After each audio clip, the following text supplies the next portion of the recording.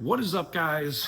Welcome on back to TK's Garage. I'm hoping the audio is good in this video. It's a little echoey here because there's not a lot of stuff in here yet. But anyways, in today's video, I got to talk to you guys about what's going on at Stellantis. We broke some news the other day about one of the brands that is in serious discussions to be shelved or shut down at Stellantis. And now we could have another one and maybe even three before the end of the first quarter in 2026. We're going to talk about all that and more right after this.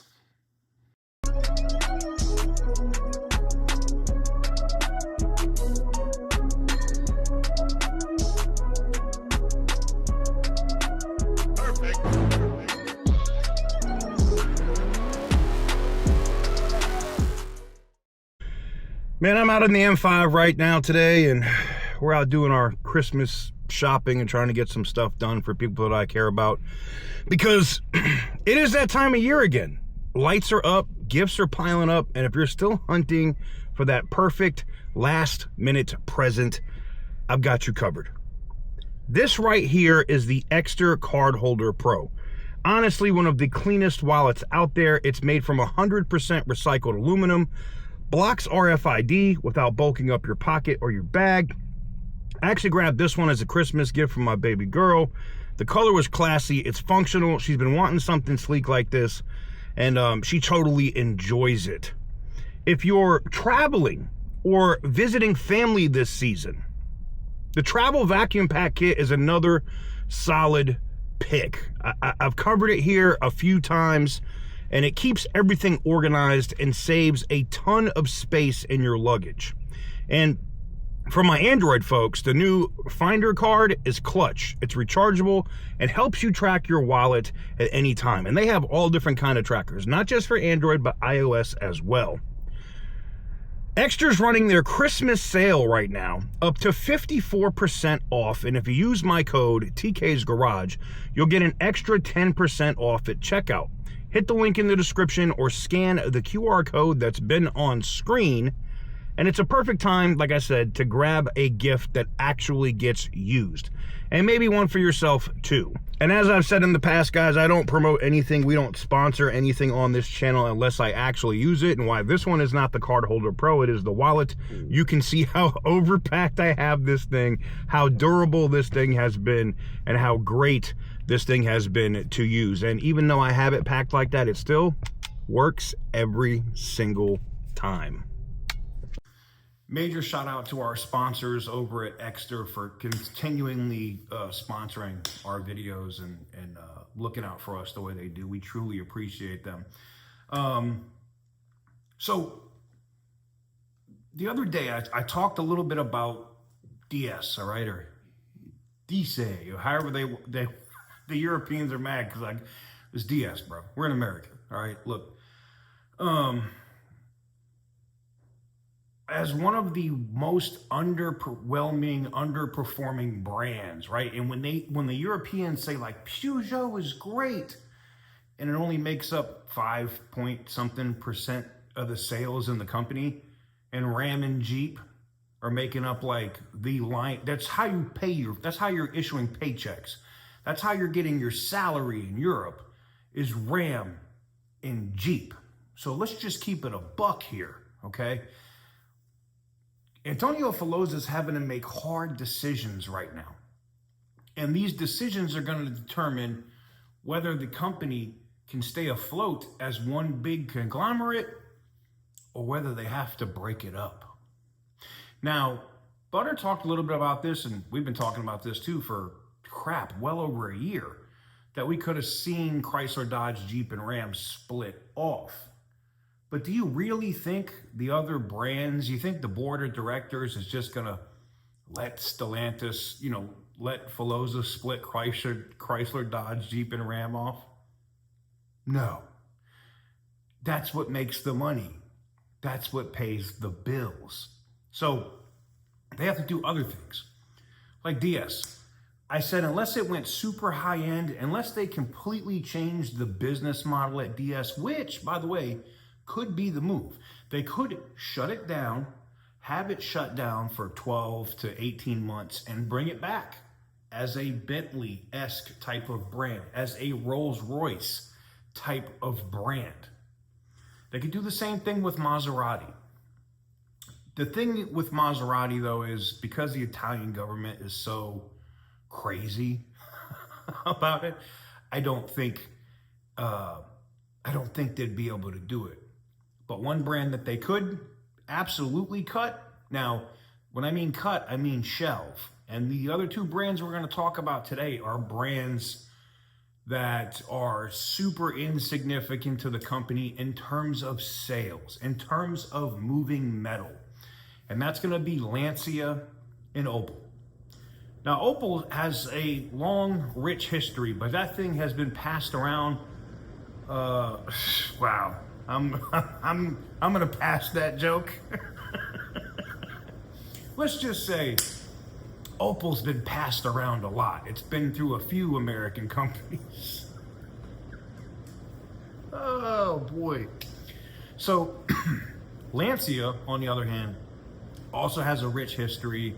You know, they have the rally car stuff, you know, and it's but it's not a category mover, right? You're not going to hang your company on what happens at Lancia. Sorry. And it's the same thing for Opel. Even though of those three, this is why I think DS and Lancia will probably get shelved, like Plymouth was. Plymouth is still owned by FCA. It's why they're going to come out with Plymouth nameplate vehicles as SRTs next year, like the Cuda and the Duster and the like, right? We'll see those vehicles because they still own the IP. They still own the name. They still own the brand. And we can see Stellantis do that with DS and Lancia. They're going to shelve those. And they may come out with like special edition car or something for DS or Lancia, maybe down the road, if everything turns around like Antonio Filosa expects it to do. Opel, on the other hand, from everything I'm hearing from my sources at the board of directors, could be sold. And that could be the brand that ends up getting sold to the Chinese. And I'm sure the people in Europe ain't happy about it. But what are you going to do? It is a brand. I mean, like I said, that brand has been run through. All right. GM had it. So many different companies have owned it, have been through it, that it's kind of wore out. Sorry. Do I see cool Opels every once in a while? As classic, I see like classic little roadster cars that are Opels running around. Yeah, it's cool. But it's like MG was, right? And now, you know, you're seeing these brands like MG and others, you know, flip. I mean, going Chinese, and you're just like, ugh, this is, Is that what's going to happen to Opel? Probably.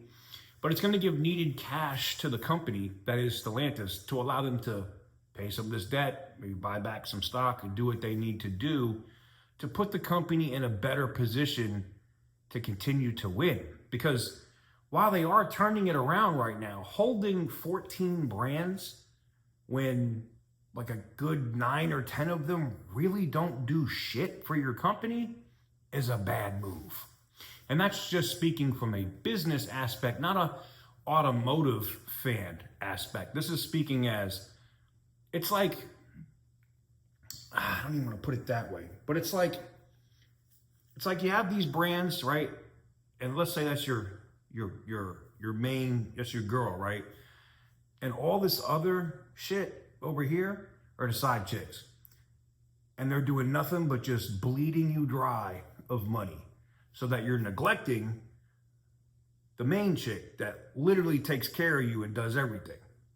That's the best way I could put that into an analogy. So DS, Lancia, Opel, Maserati. I mean, look, here's the other thing. Peugeot sucks. I'm sorry. I know you French son of a bitches are going to get in my comments and be like, man, you're just a hater. You're an American. Yeah, I know. But I feel like they've given up on the auto industry like they give up on wars. Sorry, not sorry. There's nothing I've seen that's come from Peugeot that's awe-inspiring to me, right? There's nothing Peugeot could make now that they could sell and people would be beating down the doors or willing to pay markups for in the United States. Got it? That said, best believe I could take a Hellcat. If they put a Hellcat motor in the new Charger right now, I could take that, even when how much petrol fuel costs in Europe, I'll find somebody that'll spend 30 or 40,000 over a sticker to buy that car in Europe all day. It'll be in the Middle East all day. I can't say that about a Peugeot. I can't say that about, what is it, Citroën or all the other bullshit that the French do, all right? And don't get it twisted, Italians, because your shit ain't much better. Maserati is a friggin' shell of its former self. Fiat, I mean, if you're looking for economic, but they have some good things like their mid-size truck and some of the other stuff that they make. But, and Fiat is a Mopar product because it's part of FCA. But Alfa, you know, I had a lot of hope for Alfa when the Giulia was coming out. It was one of the only vehicles that I really saw driving on the street every day, at the track, sometimes on weekends, that was competing with the BMW M3. I mean, that thing was a monster, okay? And they just kind of pissed that whole thing away. I mean, they had some really good, they were building really good brand equity, and they blew it.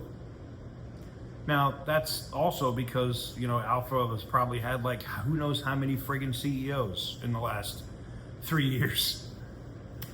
And I'm not going to talk about who's the CEO there now. It is what it is, but those are the brands that you could, that for sure you're going to see DS. Like I said, DS is going to be shelved. Lancia probably also shelved, but by the end of the first quarter of 2026. And Opel most likely going to get sold.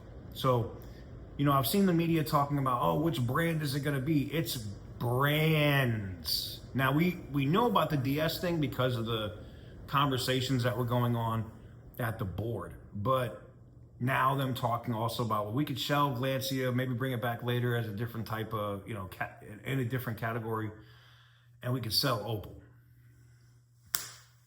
I'd love to know what you guys think in the comment section down below. Which of the brands do you think they should cut or shelve, and which do you think they should sell? Because if they sell it, it's going to China, just so you know. Ford or General Motors ain't stepping up to buy Opel again. I don't see them stepping up to buy Maserati or any of the other stuff in Europe either. But China will. You know they will. Let me know what you guys think in the comment section down below. Give the video a big thumbs up if you like what I do. Hit the subscribe button if you haven't already. Again, major shout out to our people over at Exeter for sponsoring today's video again. And, you know, with the holiday season, like I said, I use the wallet every single day. Anyways, until next time, stay petty, my